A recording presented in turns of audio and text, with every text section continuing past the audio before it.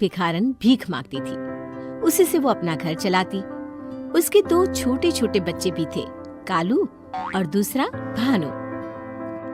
साहब कुछ पैसे दे दीजिए, बहुत दिनों से कुछ नहीं खाया।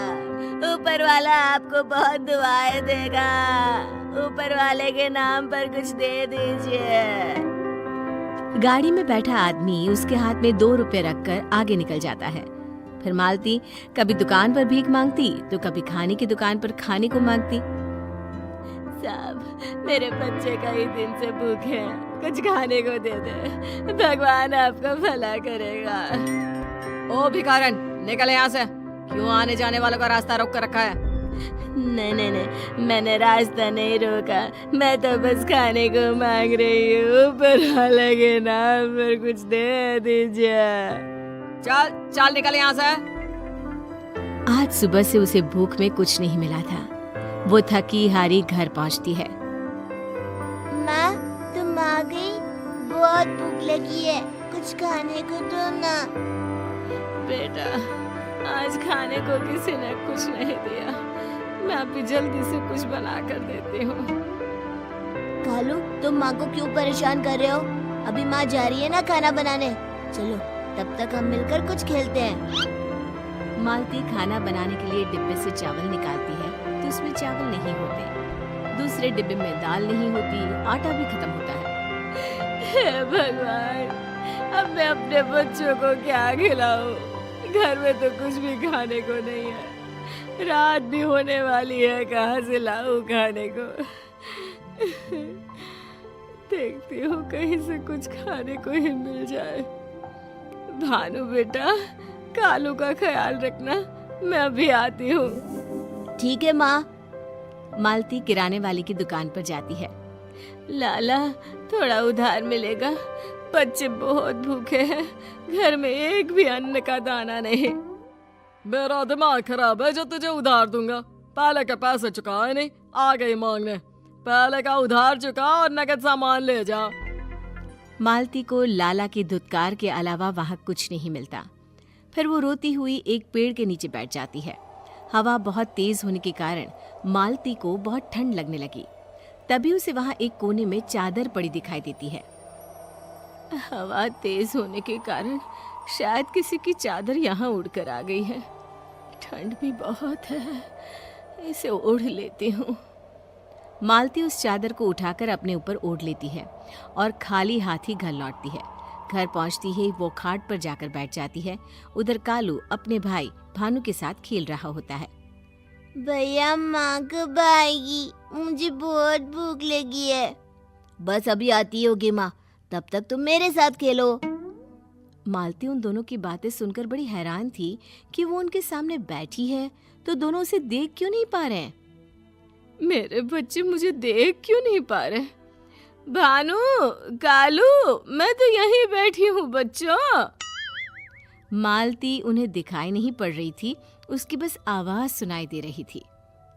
माँ आप कहाँ है? दिखाई क्यों नहीं देती? अरे बच्चों, मैं तुम्हारे सामने ही तो खड़ी हूँ। क्या सच में मैं तुम्हें दिखाई नहीं दे रही? नहीं माँ, आप नहीं दिखाई दे रही। फिर मालती पास दीवार पर लटके शीशे में अपने आप को देखती है। वो सच में अपने आप को नहीं देख पा रही थी।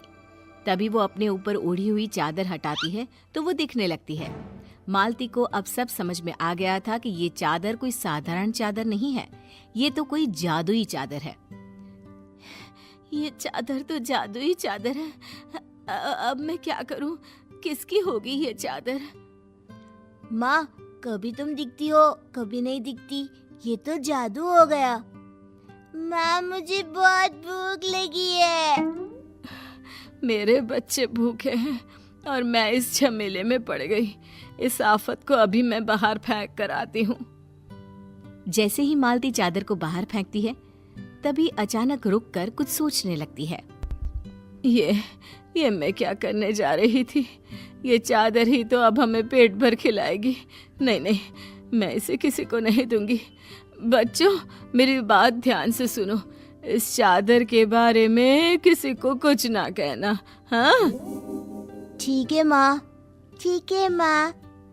बच्चों तुम अपना ख्याल रखना, मैं अभी आई। मालती चादर ओढ़ती है और लाला की दुकान पर जाती है। लाला उसे देख नहीं पाता। मालती चुपचाप वहां रखा दाल, चावल, आटा, घी, तेल सब उठाने लगती है। इन सबको हवा में उड़ता देख लाला की तो सिट्टी पिट्टी गुल हो जाती है। भूत, भागो यहाँ से, मेरी दुकान में भूत है, भूत। लाला डर के मारे वहां से भाग जाता है। मालती सारा सामान लेकर घर पहुंचती है और फिर अपने बच्चों को भर पेट खाना बनाकर खिलाती है। फिर मालती उस चादर को अलमारी में छुपा कर रख देती है। अगले दिन वो फिर से उस चादर को लेकर बाहर जाती है। जब तक ये चादर मेरे पास है, मुझे अब भीख मांगने की कोई जरूरत नहीं। इस चादर से मैं और क्या क्या कर सकती हूँ। याद आया, मेरे बच्चों के कपड़े फट गए हैं। आज इस चादर की मदद से उनके लिए नए कपड़े लेकर आती हूँ। फिर क्या था, मालती सुमसाम जगह पर जाती है और उस चादर को ओढ़कर कपड़े की दुकान में घुस जाती है। फिर वहां रखे कपड़े उठाने लगती है। दिखाई न देने की वजह से दुकान का मालिक भी लाला की तरह दुकान छोड़कर भागने लगता है। ये कपड़े हवा में कैसे उड़ रहे हैं? लगता है भूत है यहाँ। भूत! अरे जान बचाओ, सब भागो! दुकान में जो लोग थे सब भूत भूत करके बाहर भाग जाते हैं। फिर मालती कपड़े लेकर घर पहुंचती है। माँ, ये कपड़े मेरे लिए है। ये तो बहुत अच्छे हैं। हाँ माँ, मेरे कपड़े भी बहुत अच्छे हैं। खाने की अब कोई परेशानी नहीं, न ही पहनने की। अब तो हम आराम की जिंदगी जिएंगे। मालती जादुई चादर ओढ़कर रोज किसी न किसी दुकान में घुस जाती और वहां से सामान उठा उठाकर अपने घर ले आती। धीरे धीरे शहर में भूत की चर्चा होने लगी। भाई, क्या तुमने भी उस भूत के बारे में सुना है जो दुकानों से सामान चोरी करता है? हाँ, मैंने भी बहुत सुना है। मुझे तो डर है कि कहीं अब हमारी दुकान की बारी ना हो। वो भूत अभी हमारी दुकान पर नहीं आया। वो भूत हमारी दुकान लूटे उससे पहले हम कुछ दिन के लिए अपनी दुकान ही बंद कर देते हैं। कोई फायदा नहीं दुकान बंद करने का। भाई वो भूत है, भूत कहीं भी आ जा सकता है। सही कहा तुमने। भूत के आगे हम कर भी क्या सकते हैं। वहाँ चोरी करते करते मालती अपना घर भरे जा रही थी। आसपास के लोग बड़े हैरान थे। देख रही हो बहन इस भिखारन को, इसके तो ठाठ बाट ही बदल गए। और 4 पैसे भीख में मिलने से ये इतनी जल्दी अमीर कैसे हो सकती है? इसके बच्चों को तो देखो जरा, कितने महंगे महंगे कपड़े पहनने लगे हैं। मुझे तो लगता है कि इसकी कोई लॉटरी वॉटरी लगी है।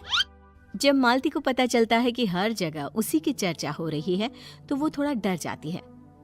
बाहर जाना बिल्कुल भी ठीक नहीं है। किसी ने अगर रंगे हाथों पकड़ लिया चोरी करते हुए तो जेल में सड़ना पड़ेगा। ना, इस चादर को मैं अलमारी में छुपा देती हूँ। थोड़ा माहौल शांत हो जाएगा तब निकालूंगी इस चादर को बाहर। मालती उस चादर को तो छुपा देती है, पर एक दिन कालू उस चादर को अलमारी से चुपचाप निकाल लेता है और उस चादर को बाहर खेलने के लिए ले जाता है। खेलते खेलते नींद आने लगती है तो वो उसी चादर को ओढ़कर एक पेड़ के नीचे सो जाता है। जब शाम तक कालू घर नहीं लौटता तो मालती और भानु बहुत परेशान हो जाते हैं और उसे यहाँ वहाँ ढूंढने लगते हैं। मेरा बच्चा कालू कहाँ चला गया रे? कहीं उसके साथ कुछ हो तो नहीं गया होगा। माँ परेशान ना होइए, कालू आ जाएगा। ऐसा कभी नहीं चाहता वो। आज कहाँ चला गया मेरा बच्चा? कालू वहाँ गहरी नींद में सो जाता है। सुबह तक भी वो घर नहीं लौटता। सुबह से फिर शाम हो जाती है। तभी मालती को कालू सामने से आता दिखाई पड़ता है। उसके हाथों में जादुई चादर भी होती है। मेरा बच्चा कालू, अरे कहाँ चला गया था रे? पता है तेरी माँ तेरे लिए कितना परेशान हो गई थी। माँ, मैं तो कहीं नहीं गया था। मैं तो वहाँ खेलते खेलते सो गया था। मुझे तो कुछ भी पता नहीं है। ये सब इस जादुई चादर की वजह से हुआ है। इसका हमें फायदा भी है तो नुकसान भी तो है। ये जादुई चादर हमें किसी दिन जेल भी पहुंचा सकती है और कहीं मैं इसकी वजह से अपने बच्चों से दूर न हो जाऊं। फिर मालती उस जादुई चादर को नीचे जमीन पर गिराकर उसमें आग लगा देती है और वो उसके बाद कुछ छोटी मोटी मजदूरी करके अपने बच्चों को पालती है।